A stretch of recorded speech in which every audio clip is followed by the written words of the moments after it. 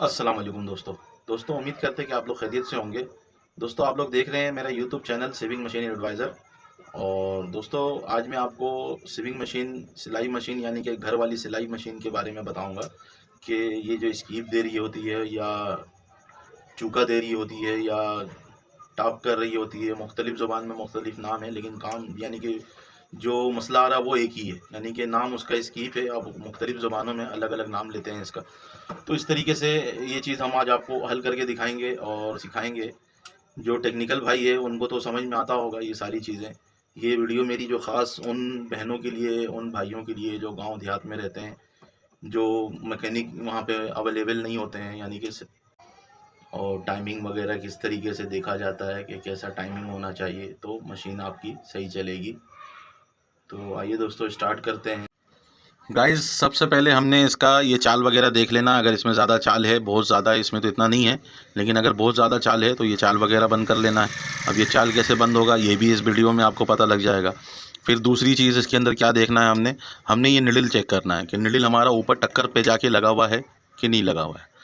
अगर नीचे लगा हुआ है, बाज़ वक्त गलती से नीचे लग जाता है, तब भी स्कीप वगैरह आता है, सिलाई सही नहीं आता है, तो हमने निडल को ऊपर लगा लेना है। फिर हमने निडल को, क्योंकि सारा काम निडल से हो रहा है, फिर हमने निडल को देख लेना कि निडल टेढ़ा तो नहीं है। निडल इधर से बिल्कुल इसका सुराख सामने दिखना चाहिए जैसा आपको दिख रहा है। तो ये चीज़ें आपने देखनी लाजमी है, तब जाके आपका मशीन सेट होगा। तो ये आपने ऊपर ऊपर देख लिया कि इसका ये चीज़ें सही है। अब हमने इसका बूट निकाल लेना है। सबसे पहले किसी भी पेचकस की मदद से इसका ये स्क्रू हम लूज़ करेंगे। कोई स्क्रू कहता है, कोई पेच कहता है, कोई इसको बूट कहता है, कोई इसको पैर कहता है। तो हम तो बूट कहते हैं क्योंकि हम कंपनी में काम करते हैं, तो कंपनी के हिसाब से भी बात करते हैं। और पैर भी कह सकते हैं क्योंकि पैर जैसा बना हुआ भी है ये, जो बात है हकीकत, जो दिखता है वो बिकता है। तो इसी तरीके से हमने ये इसके नीचे देख लेना है। अगर कोई दांत का निशान है, इस साइड पे भी आ जाता है, बीच में भी आ जाता है, इस साइड पे भी आ जाता है। अगर इसका कोई यहाँ पे आपको बूट में निशान नज़र आ रहा है तो वो निशान हमने ख़त्म कर लेना है। कैसे ख़त्म करना है, ये हमने रेगमाल ले लेना है। एमडी पेपर भी कहते हैं, रेगमाल भी कहते हैं, सीरीज कागज़ भी कहते हैं, मुख्तलिफ़ ज़ुबान में मुख्तलिफ़ कहते हैं। तो दोस्तों इस तरीके से इसी सीधे जगह पे हमने रख लेना है बूट को ऐसे। और रखने के बाद फिर हमने ऐसे इसको रगड़ते जाना, रगड़ते जाना, रगड़ते जाना, रगड़ते जाना। 10 मिनट लग जाए, 15 मिनट लग जाए, लेकिन जब तक का जैसा ये सीधा है बिल्कुल ऐसा सीधा नहीं हो जाए तब तक का हमने इसको रगड़ते ही रहना है। अब इससे फ़ायदा क्या होगा, इससे फ़ायदा ये होता है कि जो हमारा सूती कपड़ा चल रहा होता है, जो बिल्कुल जॉर्जेट का कपड़ा जिसको हम बोलते हैं, जो बारीक कपड़ा होता है लेडीज़ में, तो वो कपड़ा अटकेगा नहीं। वो यानी कि होता है ना कि आपने शुरू में पीस लगाया और शुरू ही का 2-3 टाँका पकड़ के एक ही जगह पे चल रहा है, तो वो इसी वजह कर होता है कि इसके बूट में ख़राश आ गया है बहुत ज़्यादा, जिसके वजह कर वो कपड़े को आगे नहीं ले के जा रहा है। तो ये मैंने अभी कितना, एक निडल का मसला बता दिया, दूसरा आपको इसका चाल चेक करना है, तीसरा ये चेक करना है। फिर चौथा हमने क्या करना है, चौथा इसको हमने लगा लेना है दोबारा ऐसे। अब हमने इसको लगा लिया। पेचकस से आप बाद में जब चलाएं तो टाइट कर लें, अभी मैं समझा रहा हूँ तो इसलिए पेचकस से नहीं टाइट कर रहा हूँ। अभी आपको लग रहा होगा कि इसके अंदर चाल है। अब ये चाल ख़त्म करने का तरीका मैं बता दूंगा कि किस तरीके से होगा, लेकिन अक्सर मैकेनिक भाई दोस्त लोग क्या करते हैं कि इसको नया लगा देते हैं, लेकिन अगर आप नया भी लगाएंगे ना तो उसमें भी चाल होता है, वो बिल्कुल फिक्स नहीं होता है क्योंकि ये लोकल बूट बना हुआ होता है, तो इस वजह कर ये इसमें चाल होता है। तो अब हमने इसमें सिंपली कुछ नहीं करना है, आपको चाल बंद करके दिखाता हूँ इसका सबसे पहले। क्योंकि काम अगर हम तरतीब से करेंगे ना, तरतीब से, तो वो आपको समझ में भी आएगा और मज़ा भी आएगा काम सीखने में। अब मैं शुरू कहीं से करूं और एंड कहीं पे ले आके कर दूं तो आपको कुछ समझ में भी नहीं आएगा। अब मैंने साफ़ इसको कर दिया, इसमें ऑयल लगा हुआ था, तो ऑयल तो चाहिए लेकिन इतना ज़्यादा नहीं चाहिए, ज़्यादा लगा हुआ था। अब हम क्या करेंगे, अब हम एल्फ़ी लेंगे। एल्फ़ी हमारे पास एल्फ़ी पड़ा हुआ है, बड़ा बोतल है। आप भले 10 रुपये का एल्फ़ी ले आएँ, कोई मसला नहीं है, इतना खर्च ना करें। क्योंकि मैं तो शॉप में सॉरी, क्योंकि मैं तो शॉप में इस्तेमाल करता हूँ तो मेरे को ज़्यादा लगता है। अब आप सिर्फ एक मशीन के लिए लेके आएंगे तो आप एक छोटा 10 रुपये वाला भी एल्फ़ी ले सकते हैं। बस ये है कि बातों को छोड़े, टेक्निक को नोट करें कि टेक्निक जो मैं बता रहा हूँ आपको चाल बंद करने का, जो मैं आपको टेक्निक बता रहा हूँ 10 रुपये में सही करने का, ये 50 रुपये का बूट को दोबारा से ज़िंदा करने वाला टेक्निक है। तो आपने एक कतरा एल्फी ये जहाँ पे से चाल पैदा हो रहा है वहाँ पे गिरा लेना है, और गिराने के बाद इसको तब तक हिलाते रहना है जब तक हमारा एल्फी सूख ना जाए। जब हमारा एल्फी सूख जाएगा तो चाल बंद हो जाएगा, एल्फी अपना जगह बना लेगा और बूट जाम भी नहीं होगा। अगर हिलाएंगे नहीं इसको, ऐसे इसको हिलाते ही रहना है, हिलाते ही रहना है, कम से कम कुछ देर तक का हिलाते रहना है। नहीं तो ये एल्फी ऑयल के साथ थोड़ा देर से सूखता है, क्योंकि इसमें पहले से ऑयल था, तो ऑयल के साथ थोड़ा देर से सूखता है, तो इसकी वजह से फिर ये जाम हो जाएगा। तो हमने क्या करना है, इसको ऐसे हिलाते रहना है एक कतरा एल्फी डाल के। तो अभी आप थोड़ी देर के बाद इसको देखेंगे, इसका चाल बिल्कुल बंद हो जाएगा। दोस्तों इसको हिलाते रहना है ऐसे, फिर इसका चाल चेक करना। अभी पहले से कम हो गया, पहले ज़्यादा था। अभी अगर हमें लगेगा कि अभी चाल अभी भी है, तो हम इसके सरफेस को, यानी कि जो चाल वाला जगह है, इसको हम साफ़ कर लेंगे। और साफ़ करके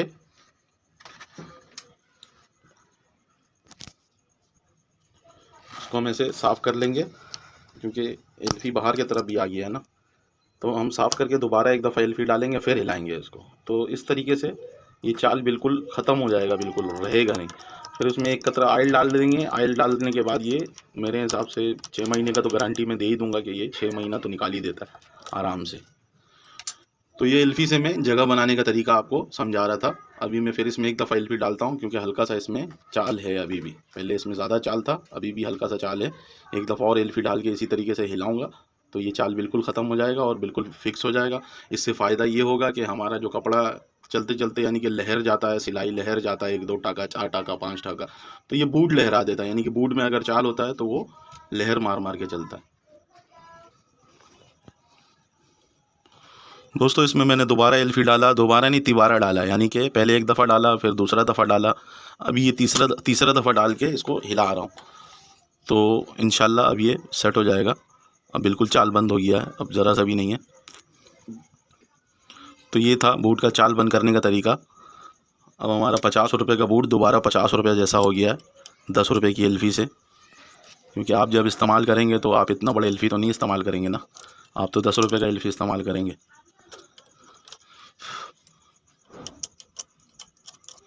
दोस्तों अक्सर ऐसा होता है कि इस मशीन का अगर मैकेनिक आपको सही नहीं मिलता है, तो आप क्या करते हैं, अच्छी भली मशीन को कबाड़ी को बेच देते हैं।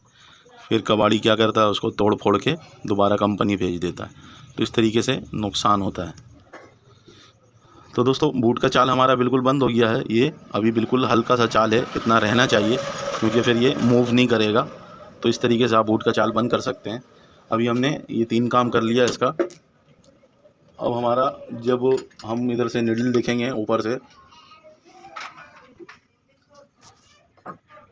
अभी जब हम यहाँ से निडल का होल चेक करेंगे, तो अभी साइड में आ रहा है, क्योंकि पहले चाल था तो इस तरफ आ रहा था।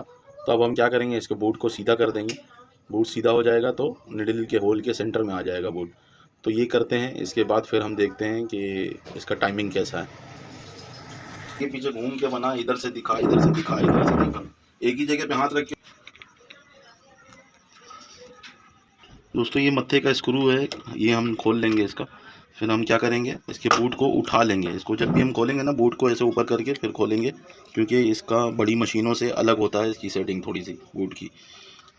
बूट का स्क्रू हमने लूज़ किया, अब हम इसको बूट को सीधा कर लेते हैं, और सीधा करके दोबारा हमने स्क्रू को टाइट कर दिया।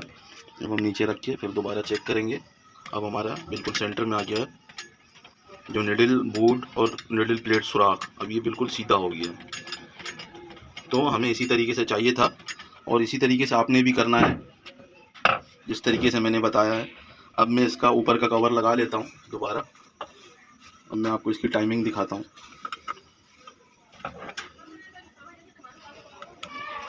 ये मैं आपको वो टेक्निक बता रहा हूँ कि जिस भाई का मशीन स्कीप दे रहा हो, जिस भाई का मशीन कपड़ा सही नहीं खींच रहा हो, जिस भाई का मशीन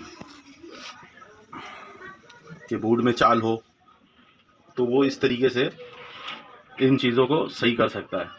तो दोस्तों वीडियो पूरी देखेंगे तो इंशाल्लाह आपको बिल्कुल सही समझ में आएगा कि किस तरीके से इसको सही करना है। तो हमने इसका बूट निकाल लेना है बाहर, क्योंकि बूट का काम हमारा ख़त्म हो गया है। जो हमने करना था वो कर दिया।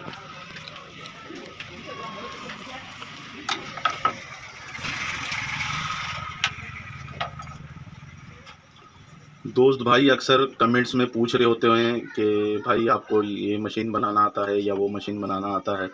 भाई मुझे सारे किस्म की मशीन बनानी आती है।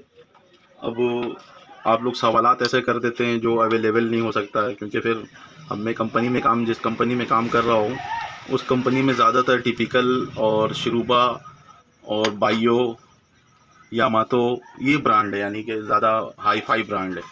तो मैं अब उसी की वीडियो बनाता हूँ और आप लोग डिमांड कर देते हैं कि भाई पिकासिस की वीडियो बना दो, पिकासिस ओवरलॉक की वीडियो बना दो, या फोर्थ ग्रेड की बना दो, या जेक मशीन फोर्थ ग्रेड की वीडियो बना दो। तो भाई मेरे मशीन सारी एक जैसी होती है, मशीन में कोई फ़र्क नहीं होता है, सिर्फ पुर्जे के बनावट में फ़र्क होता है।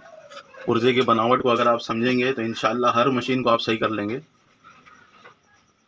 क्योंकि मशीन ने तो वर्क एक ही करना है ना। अगर ओवरलॉक है जेक मशीन का या शिरूबा कंपनी का या इसके अलावा दीगर कोई भी कंपनी का है, करना तो सब ने ओवरलॉक है ना। तो पुर्जे के बनावट में सिर्फ फ़र्क होता है। अब शिरूबा ओवरलॉक जो है उसमें दो मॉडल है, तो दो किस्म का लूपर भी है। अब जो एम मॉडल है, एम मॉडल शिरूबा ओवरलॉक जो एम मॉडल है वो क्या है, उसके अंदर आप पिकासिस L52 का भी आप लूपर लगा सकते हैं, अपर लूपर। और शिरूबा के मॉडल जो है 747 के मॉडल, उसका अपर लूपर और जोकी का भी अपर लूपर, जो कि ओवरलॉक का अपर लूपर एक जैसा होता है। इसी तरीके से जूजी मशीन नई आई है, उसका भी अपर लूपर एक जैसा होता है। इसी तरीके से गोल्डन व्हील मशीन आई थी, उसका भी अपर लूपर एक जैसा होता है।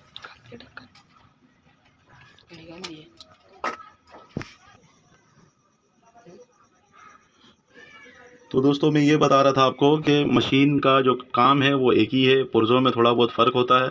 अगर आप एक ही वीडियो मेरी देखेंगे ना तो आपको समझ में आ जाएगा कि यार फला मशीन किस तरीके से सही करनी है।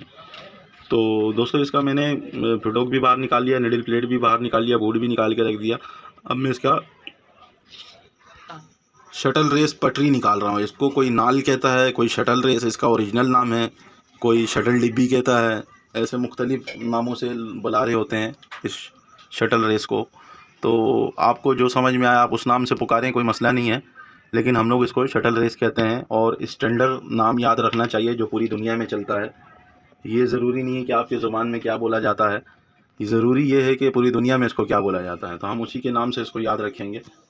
तो दोस्तों ये शटल रेस पथरी है, इसके ऊपर फंदा फंस के बाहर निकलता है, यानी कि घूम के शटल में से बाहर निकलता है।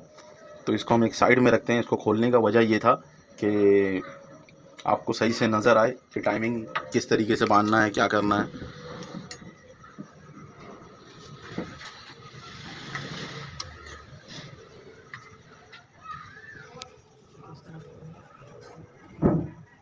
दोस्तों थोड़ा सा माज़रत चाहूँगा, क्योंकि कैमरा है नहीं मेरे पास, मैं मोबाइल से ही वीडियो बनाता हूँ। तो आपको मैं इसकी टाइमिंग चेक करवा रहा हूँ कि इसका शटल कितने फासले से गुज़र रहा है। तो स्कीप तो ये मारेगा मोटे कपड़े पे, लाइट कपड़े पे बिल्कुल सही चलेगा, लेकिन मोटे कपड़े पे स्कीप मारेगा। वो वजह ये है कि इसके अंदर गैप देखें कितना ज़्यादा है। ये देखें, ये शटल के अंदर गैप बहुत ज़्यादा है। अगर ये लोकल कंपनी की जो मशीनें होती हैं ना, जोकी से हट के जो ब्रांड है, जोकी, सिंगर, इनसे हट के जो ब्रांड है, जो लोकल ब्रांड है, वो कबाड़ी से मशीन लेती है और उसको नया करके फिर आपके पन्नी वन्नी चढ़ा के दोबारा मार्केट में सप्लाई कर देती है। तो ये मेरी वीडियो उस भाई के लिए भी बहुत इम्पोर्टेंट है जो मशीन ख़रीद रहा है। तो वो इन सब चीज़ों को लाजमी देखें, दुकान वाला करवाता नहीं है ये सब, क्योंकि आपको मालूम नहीं है। अगर आपको जब तक मालूम नहीं होगा तो आप दुकान वाले से सवालात कैसे कर सकते हैं। और मेरी एक सलाह है कि कभी भी किश्तों पे ये मशीन ना लें, क्योंकि किश्तों वाले के पास जितनी भी मशीनें ये इस टाइप की होती है वो सारी कबाड़ी वाली होती है। जो जेन्युइन मशीन होता है वो थोड़ा महंगा होता है, जब महंगा होता है तो ये किश्तों वाले नहीं लाते हैं वो चीज़ें। तो कोशिश करके आप जो है ना किसी ब्रांडेड दुकान से लें जहाँ पे सही वारंटी मिले। अब आपको वारंटी तो 10 साल का भी दे देगा, लेकिन आप इतनी भारी मशीन उसके पीछे लेके तो नहीं घूमेंगे ना कि जो है ना वारंटी में तो हम क्या बार बार उसको लेके जाता रहें। वारंटी में तो 1 साल का बल्ब भी मिलता है LED, ऐसा तो नहीं कि वो ख़राब होता है बार बार, साल से भी ज़्यादा चल जाता है। और जिसने नहीं चलना होता तो वो 15 दिन में भी फूक जाता है, 1 दिन में भी फूक जाता है। तो इस तरीके से अगर हम सोचें तो वारंटी का मतलब कुछ और होता है। तो ये दुकान वाले जो होते हैं ये वारंटी ऐसी फिर आप लेके जाएंगे, वो थोड़ी सी सिलाई निकाल के दिखा देंगे आपको, तो आपको समझ ही नहीं आएगा कुछ।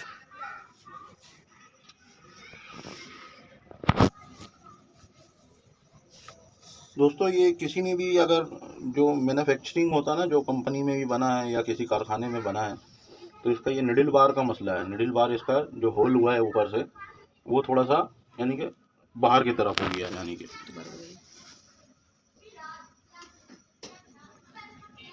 इसका जो निडल बार है ये बाहर की तरफ, जब यहाँ से होल किया ऊपर से, इस जगह से होल किया बुश लगाने के लिए, उसी वक्त गलती हुआ है ये। तो इसको हम सुधार तो नहीं सकते, लेकिन एक इसमें जुगाड़ है छोटा सा, वो आप लोगों को करके दिखाऊंगा। तो इसके लिए हमने इसका ये रेस, शटल रेस या नाल जो बोलते हैं आप लोग,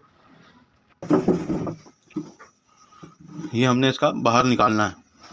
जब हम ये इसका बाहर निकालेंगे फिर आपको दिखाते हैं।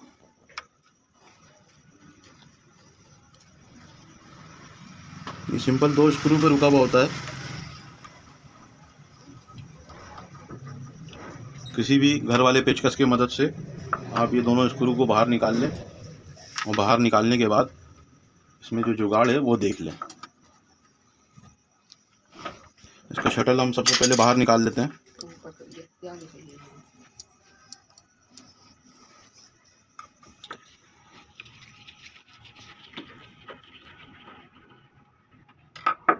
दोस्तों ये शटल रेस का ये पतरी है, ये इस पीस को प्रेशर दे के रखता है ताकि ये दबा रहे।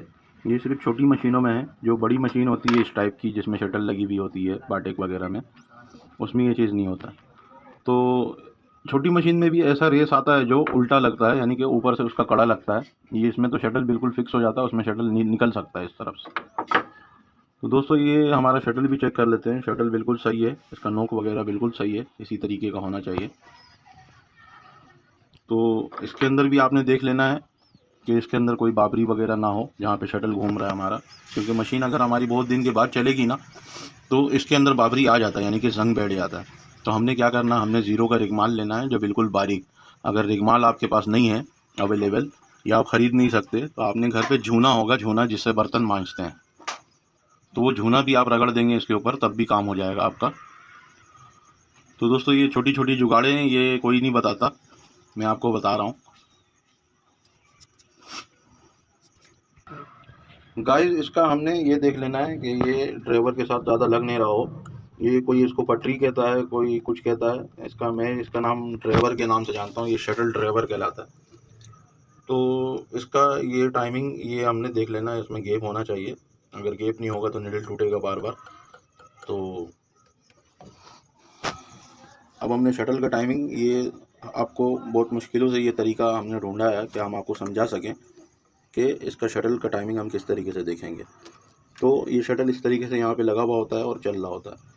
तो इसके अंदर ये थोड़ा गैप होता है। ये 2 mm कम से कम, जब निडल हमारा बिल्कुल नीचे चला जाए तो 2 mm कम से कम गैप आना चाहिए। अगर 1 mm गैप आ रहा है तो कम है, फिर हम ड्राइवर को थोड़ा सा किसी चीज़ से गैप यानी कि इसके अंदर पैदा करेंगे, या ड्राइवर को काट लेंगे, या नीचे जो ड्राइवर का स्क्रू लगा हुआ है, जो यहाँ पे ये स्क्रू लगा हुआ है, ये कट मार्क पे टाइट होता है। तो हमने फिर इसके हिसाब से 1 mm कट को आउट करना होगा, ताकि हमारा 2 से 2.5 mm का गैप आ जाए शटल पीछे जाते वक्त।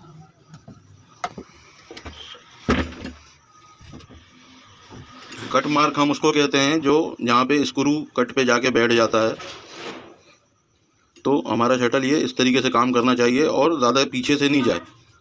अगर ज़्यादा पीछे से जा रहा है तो हमने फिर इसके लिए जुगाड़ ये करना है, फिर हम इसके शटल रेस को थोड़ा सा बाहर की तरफ करेंगे ताकि निडल में गैप कम हो जाए शटल का। तो हम आपको जुगाड़ दिखाते हैं फिर किस तरीके से किया जाएगा। तो हमने ये करना है, शटल को दोबारा इसके अंदर फिट कर लेना है।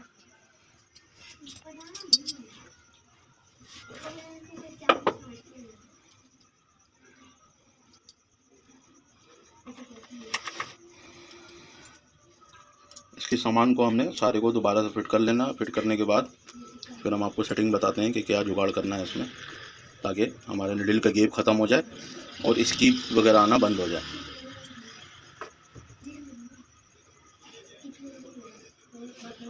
दोस्तों वीडियो थोड़ी लंबी हो जाएगी, लेकिन आप अगर इसको पूरा देखेंगे तो आपको सही समझ में आएगा कि किस तरीके से इसको बनाना है। तो हमने शटल को बंद कर लिया, रेस को। अब हम क्या करेंगे, अब जो इसका ये किनारा है ना, ये किनारा, इस किनारे में हम गत्ता काट के थोड़ा चिपकाएंगे। इतना लेंथ, जितना इसका लेंथ है ये जितना नीचे तक आ रहा है और ऊपर कितना जा रहा है, हमने ये चेक कर लेना है। और चेक करने के बाद इधर गत्ता काट के ऐसे चिपकाना है। एक गत्ता इधर चिपकाएंगे, एक इधर चिपकाएंगे, फिर लगा के चेक करेंगे कि गैप इसका ख़त्म हुआ या नहीं हुआ। तो गत्ता ले लेते हैं, ये गत्ता है हमारे पास और सीज़र भी है।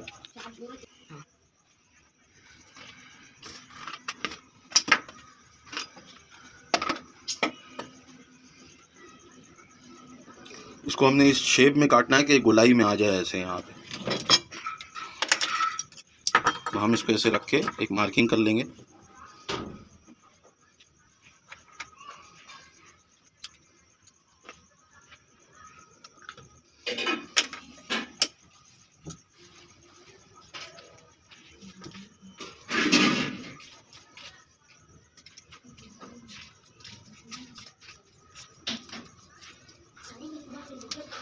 तो दोस्तों ये जुगाड़ है, बहुत ही आसान सा, सादा सा। ये देखिए, ये यहाँ पे बैठ गया ऐसे।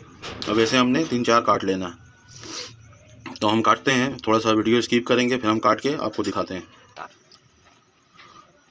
दोस्तों ये हमने इसका पैटर्न बनाया एक साइड का। हमारे टेलर भाई लोग पैटर्न बनाने में बड़े मास्टर होते हैं। तो इस तरीके से आपने इसका पैटर्न बना लेना है। और पैटर्न बनाने के बाद फिर इसके जैसे ही इधर भी काट के एक ऐसे। फिर यहाँ पे हम दोबारा एल्फी का मदद लेंगे। एल्फी से हमने जो आपने 10 रुपये का एल्फी ख़रीदा था बूट का चाल बंद करने के लिए, वही एल्फी जो बचा हुआ होगा उसी से आपने इसको यहाँ पे चिपका लेना है। जब हम इसको यहाँ पे चिपका लेंगे, चिपकाने के बाद इसको ऐसे बैठा लेना है सारे को, ताकि ऊंचा नीचा नहीं रहे। इसी तरीके से दूसरे साइड पे भी इतने ही हिस्से में चिपकाना है और ज़रूरत नहीं है। भले इस पे एल्फी आप ऐसे भी लगा सकते हैं, लेकिन ऐसे लगाना थोड़ा सा, आपने जब ये गत्ता रखना है तो आगे से इसका हिस्सा देख लेना है कि ज़्यादा बाहर ना चला जाए। तो इस तरीके से इसको भी हमने बैठा लेना। ये हमारा दोनों गत्ता चिपक गया इसके अंदर। अब हम क्या करेंगे, इसको थोड़ा सुखा लेंगे फूंक मार के। और सुखाने के बाद फिर इसको हम लगा के दिखाएंगे आपको कि चाल हमारा जो गैप ज़्यादा था नीडल के अंदर वो ख़त्म हुआ या नहीं हुआ। तो शटल इसके अंदर फंसा लेना है ऐसे।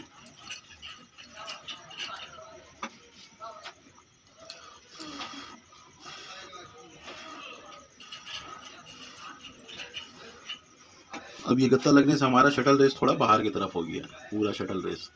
तो उससे ये होगा कि हमारा गैप ख़त्म हो जाएगा। और इसके स्क्रू को हम लगा लेते हैं, और जो स्कीप हमारा आ रहा था वो आना बंद हो जाएगा। थोड़ा नज़र आए मेरे को भी।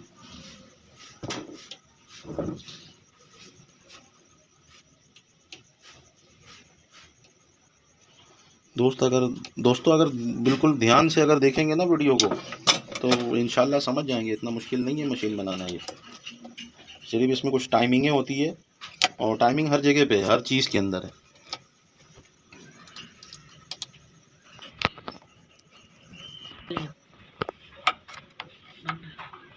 दोस्तों इसका दोनों स्क्रू मैंने लगा लिया है। अब इसको अच्छी तरीके से टाइट कर लेंगे हम, ताकि हमारा जो शटल रेस है या नाल है ये जगह पे सेट हो जाए।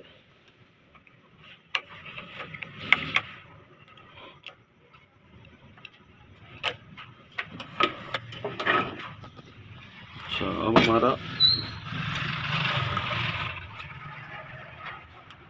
ये टाइमिंग हमारा अभी देखिएगा। पहले इसमें गैप आ रहा था यहाँ पे,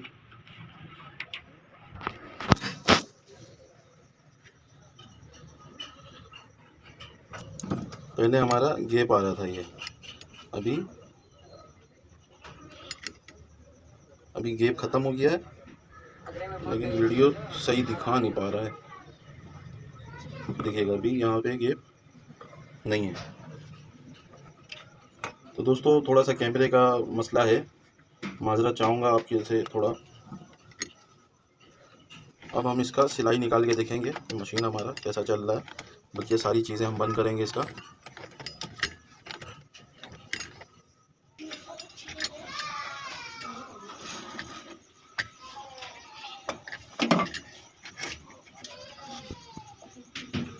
दोस्तों इसका शटल रेस दोबारा खोलेंगे हम इसका, क्योंकि एक दफ़ा में सेट होता नहीं है ये। अभी हमने जो गत्ता लगाया था वो गत्ता थोड़ा ज़्यादा मोटा हो गया है, तो अब हम क्या करेंगे, गत्ते से थोड़ा सा कम करेंगे, गत्ते को थोड़ा पतला करेंगे।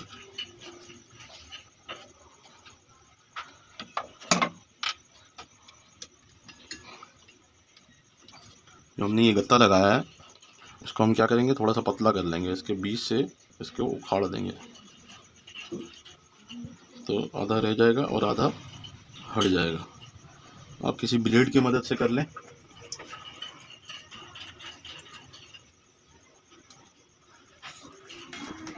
दोस्तों इसको इस तरीके से हल्का हल्का खुरुच के ऊपर का एक परत हटा लेना है, बाकी एक लगा रहेगा, और उसको हटा के फिर हम दोबारा लगा के चेक करेंगे कि जो ज़्यादा निडल टकर रहा था वो टकरना कम हो जाएगा थोड़ा सा, क्योंकि ज़्यादा भी अगर टकर के चलेगा ना निडल, तो हमारा मशीन सही वर्क नहीं करेगा, निडल भी तोड़ेगा और निडल का नोक वगैरह भी ख़राब कर देगा। तो अभी हमारा ये हो गया है, अब हम इसको लगाते हैं दोबारा।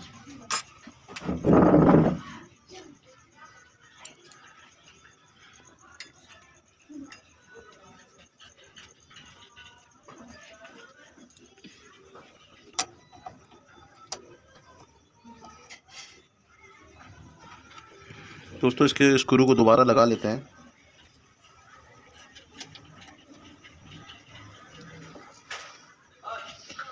अल्लाह ने चाहा तो अभी बैठ जाएगा। मैकेनिक के काम में यही होता है कि एक पुर्जा को 10 दफ़ा खोल के लगाना पड़ता है, तब जाके जब तक उसकी सेटिंग नहीं आती है। अब हमने ये चीज़ करना पड़ेगा फिर दोबारा, जब सेटिंग में आ जाएगी तो फिर मशीन चलने लगेगा। दोस्तों दोनों स्क्रू मैंने लगा लिया, टाइट कर लिया अच्छी तरीके से। अब हम दोबारा इसको चेक कर लेते हैं। देखें अब हमारा बिल्कुल मामूली सा गैप है, नहीं के बराबर।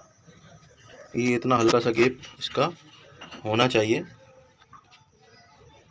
पहले इसके अंदर बहुत ज़्यादा गैप आ रहा था, अभी इसका गैप सही है और अब हम इसका सिलाई निकाल के चेक कर सकते हैं।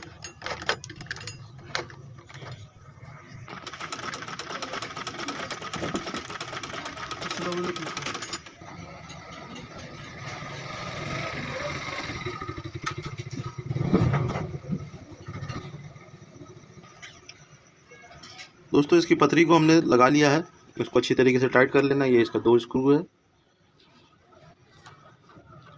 और पतरी के अंदर खराश वगैरह देख लेना है, कहीं कोई खराश वगैरह नहीं हो, कोई धार वगैरह ना हो। अगर धार वगैरह होगा तो धागा तोड़ेगा, धागा फंस जाएगा। अब इसका फिडोक लगा लेते हैं। दोस्तों फिडोक भी लगा लेना है, 2 स्क्रू से लगेगा फिडोक। फिर हमने इसका निडल प्लेट रख के सेंटर देख लेना है, निडल प्लेट का सेंटर सही आना चाहिए।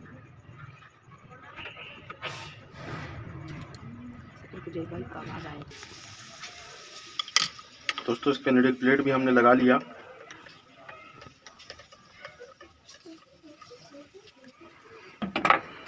अब हम व्हील घुमा के देख लेंगे, इसका फिडोक की ऊंचाई बिल्कुल सही है। ये हर किस्म के कपड़े पे चल जाएगी। अगर डेनम वगैरह सिएंगे, मोटा कपड़ा सिएंगे तो थोड़ा सा फिडोक उठाना होगा, वरना लाइट फैब्रिक जो घर पे चलने वाला कपड़ा है उस पर ये सही चलेगा। इसका बूट लगाते हैं, धागा लगाते हैं, सिलाई निकाल के दिखाते हैं आप।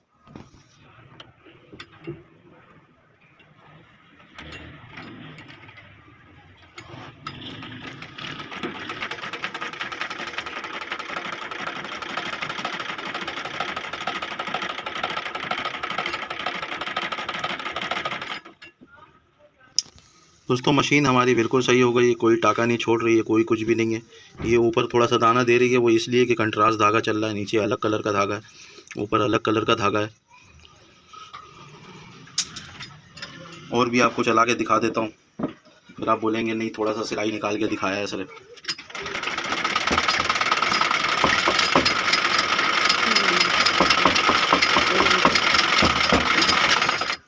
भाई मेरे काम में कोई बेईमानी नहीं है, कोई शैतानी नहीं है, जो होगा सब आपके सामने होगा। इसका टाका भी मैंने छोटा इसीलिए रखा क्योंकि छोटे टाके में ज़्यादा प्रॉब्लम करता है ये। तो बड़े टाके में भी एक दफ़ा चला के दिखा देते हैं आपको। यहाँ से टाका बड़ा होगा, टाका बड़ा करना छोटा करना है तो ये तो सभी को आता है, जो भी टेलर भाई है हमारा।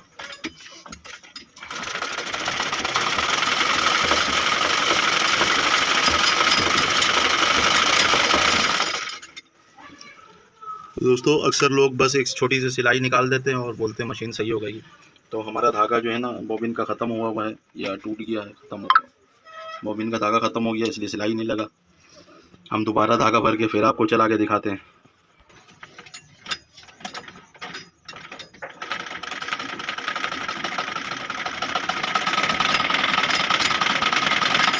दोस्तों इसमें ऊपर दाना दे रहा है, हम थोड़ा धागा इसका लूज़ कर लेंगे, धागा बहुत ज़्यादा टाइट है। धागे की सेटिंग तो सभी को आता है कि ऊपर दाना दे तो नीचे का यानी कि ऊपर का धागा लूज़ करना और नीचे दाना दे तो टाइट करना है। धागा ज़्यादा लूज़ हो गया हमारा, धागा ज़्यादा लूज़ होने से ये फंसना शुरू हो गया। थोड़ा हम टाइट कर लेते हैं इसका धागा।